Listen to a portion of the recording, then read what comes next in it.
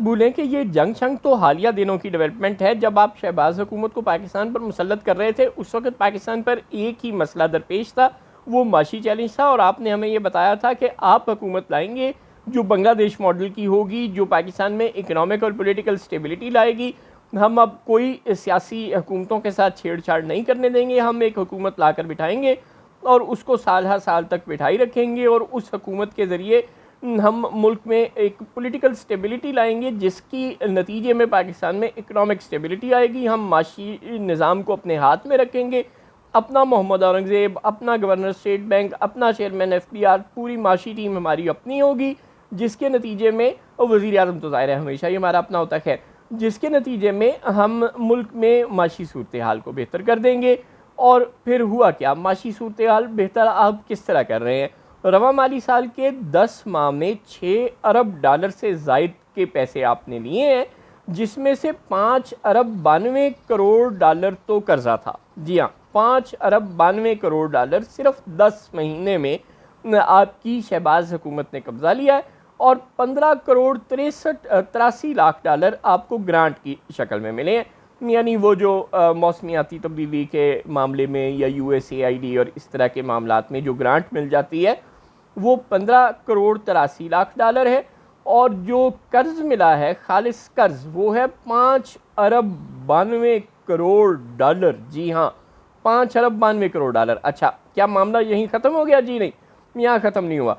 10 माह में IMF से जो आपको पैसे मिले वो 2.1 अरब डॉलर हैं, वो इस कर्ज के अलावा हैं। जी हाँ, वो चूँकि एक प्रोग्राम है बाकायदा, तो वो इसके अलावा है। ये जो आपने 5 अरब 92 करोड़ डॉलर का कर्ज है, ये आपने गैर मुल्की बैंकों से लिया है, अंदरूनी बैंकों से लिया है, और दोस्त हुकूमतों से लिया है, और वर्ल्ड बैंक से, एशियन डेवलपमेंट बैंक से, और पता नहीं कहाँ कहाँ से इकट्ठा किया है।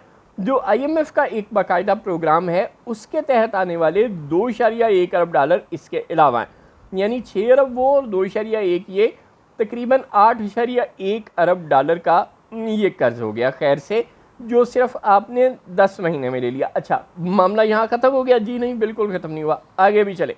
इसके अलावा आपने इन 10 महीनों में क्या किया है? सऊदी अरब, UAE और चीन, जिन्होंने 2-2 अरब डॉलर आपके बैंक्स में डिपॉजिट के तौर पर रखे हुए हैं, वो आपने उनसे रोल ओवर भी करवाए हैं बार बार। यानी साल ख़त्म होता है, आप फिर चले जाते हैं मोहम्मद बिन सलमान और शेख जैद साहब के साहबजादे मोहम्मद बिन जैद, और फिर चाइना के सदर जी जिनपिंग। आप इन तीनों के गोटों गिटों में बैठ जाते हैं और कहते हैं वो जो आपने 2-2 अरब डॉलर तीनों मुल्कों ने हमारे बैंकों में, स्टेट बैंक में रखा हुआ है ना, उसको इस साल भी ना निकालना, उसको पड़ा रहने देना, आपकी बड़ी मेहरबानी।